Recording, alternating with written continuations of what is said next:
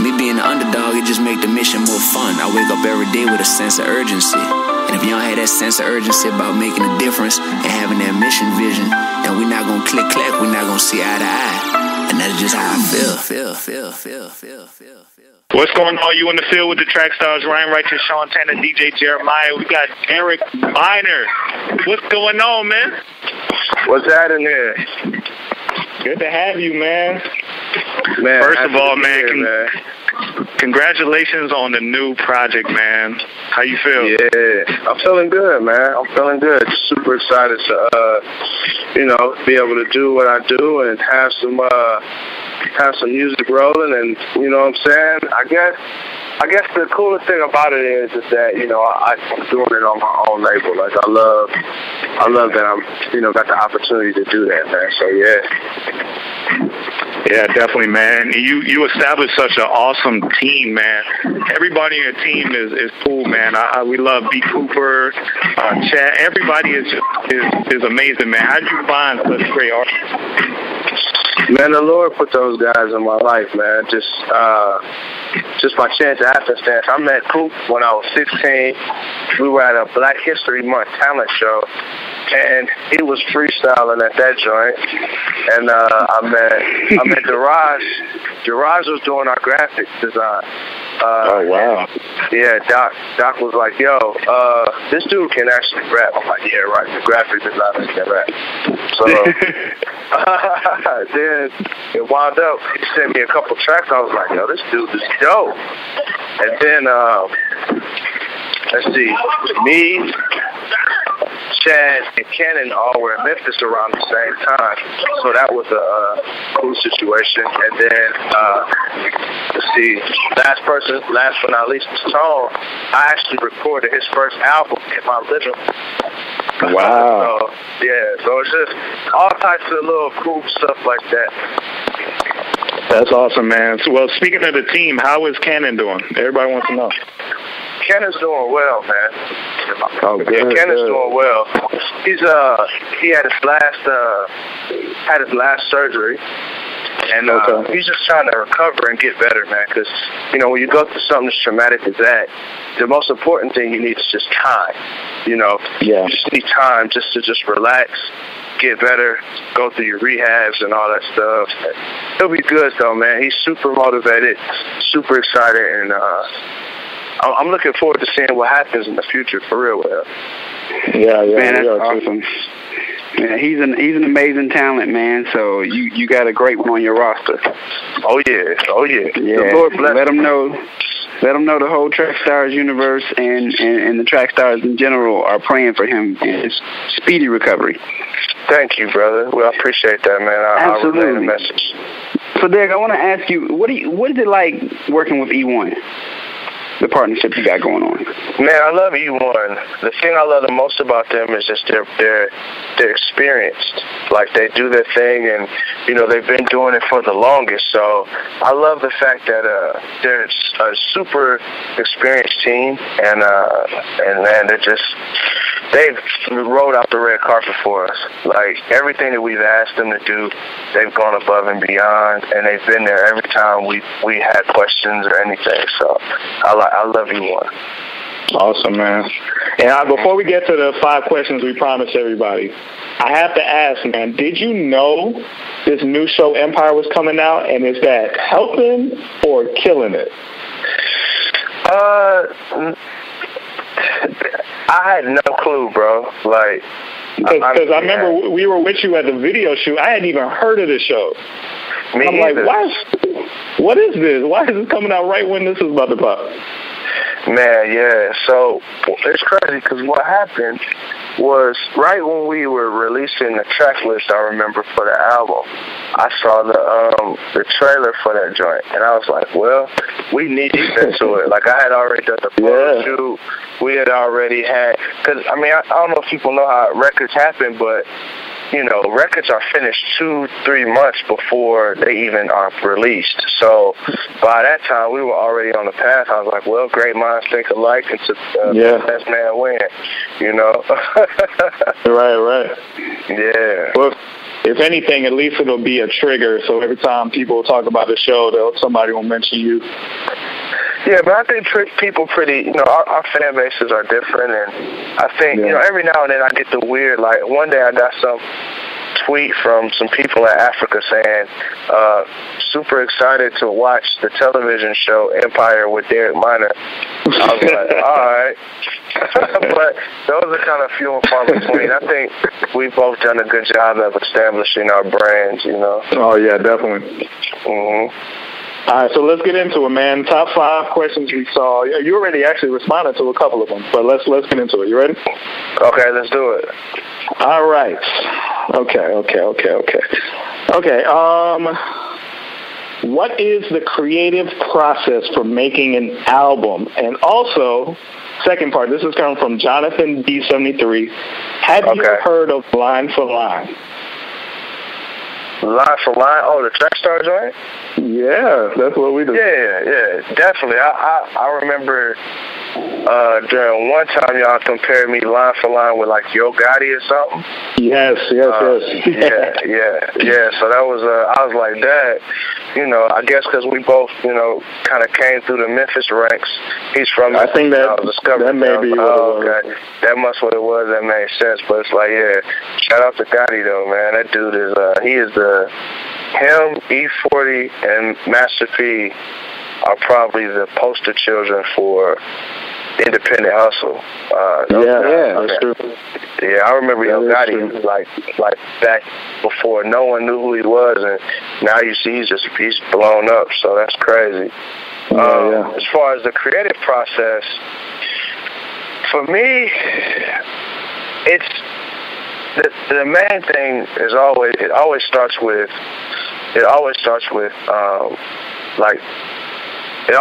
the music. I always go in at first and I just create music. I don't have a concept, nothing. I'm just going in there and just whatever's in my heart, I'm letting it happen in the music. So I produce a lot often. So like when I start, sitting down working on melodies, sometimes stuff might come out dark, sometimes it might come out happy. But as I start my process with just creating. And I guess it's kind of what a writer would call just sketching. Like someone is drawing, they just start sketching. And then from there, what winds up happening, I start seeing things start to take place, like certain themes that I like and that I think are brilliant. And then I start taking those and start refining those themes. But that's my normal process. Actually, with Empire, it was the total opposite, though. Like, the Lord just laid that concept on my heart. Actually, Minorville and Empire, the Lord laid both of those concepts on my heart. I was just pondering and thinking, and I remember just when I was working on Empire, I remember thinking, it was kind of around the time when we had talked about me separating from Reach, and people was like, he's going to be this, he's never going to do good, that's the worst movie he can make, whoop-de-whoop. And then I remember having this feeling like, I'm going to show everybody. And then I remember the Lord saying like, so show everybody. What you gonna do? You gonna sell a bunch of records, and then what? And I was like, Dad, I'm tripping. Like, because my first week was super strong. It's the most records I've ever sold, and it's independent. But like a month from now, no one's probably gonna even remember how many numbers I did. Right. What does it matter if I sold 10,000, 10 million, or 10 records, if at the end of the day the content of the record isn't pricking someone's heart? And there, that just took me on a rabbit hole of records. Wow. That's deep, man, because we actually had the same feeling. When we left Secular Radio, both Ryan and I were like, we going to show them, man. They don't know what they messing with. We going to come up with this show. We going to do this. And it's like you realize, man, bitterness can't get you too far. You know what I mean? Right. Like, you got to be motivated to help people and not just to show people. And that's an awesome message, man.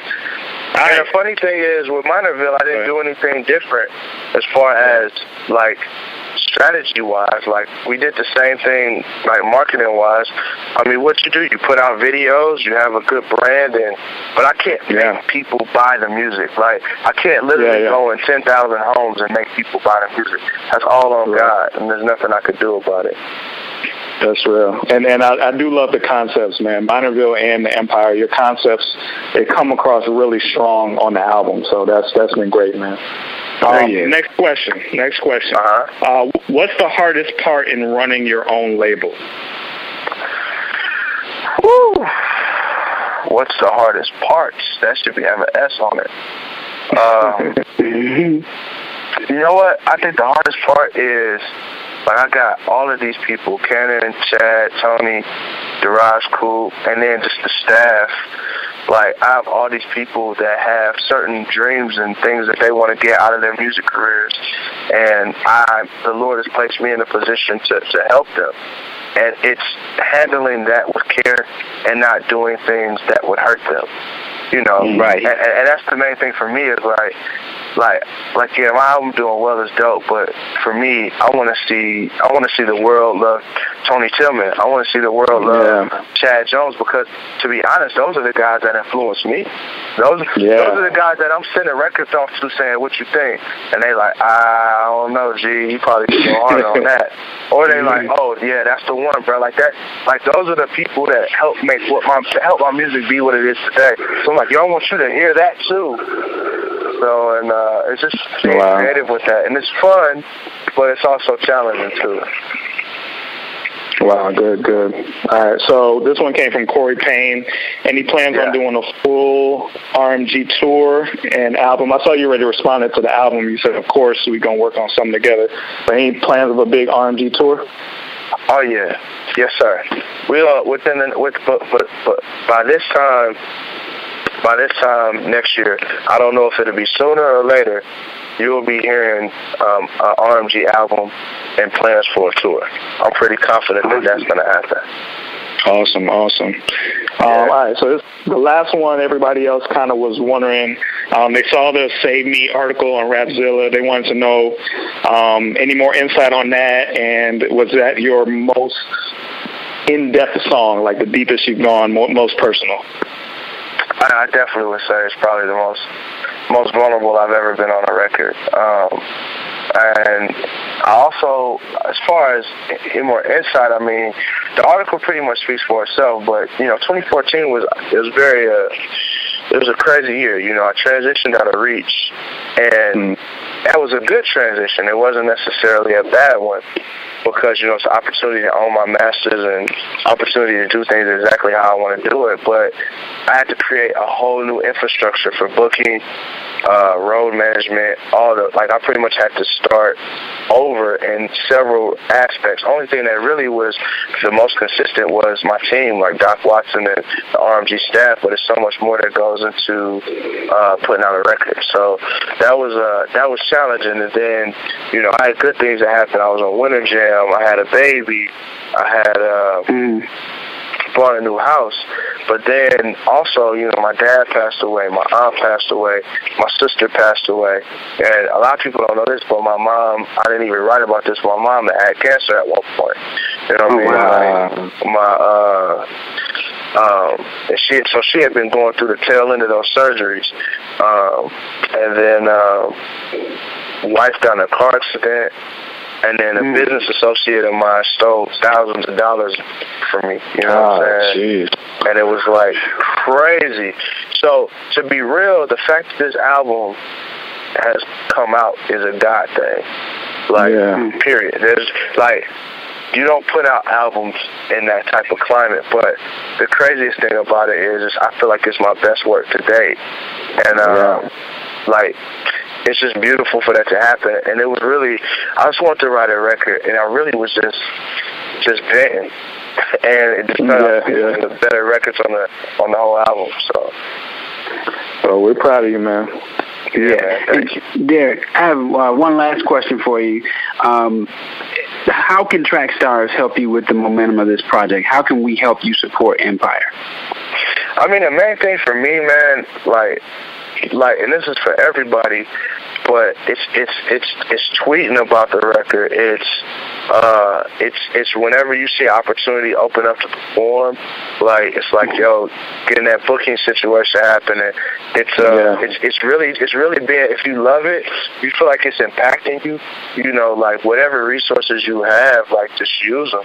You know, like I know you guys are killing it on the radio, and it just, even with just this interview, man, like you leveraging your platform and gifts for me, and that's, man, that in itself is just like, man, if you just want to do that, that's enough, man. But whatever resources you have, man, it's just leveraging them.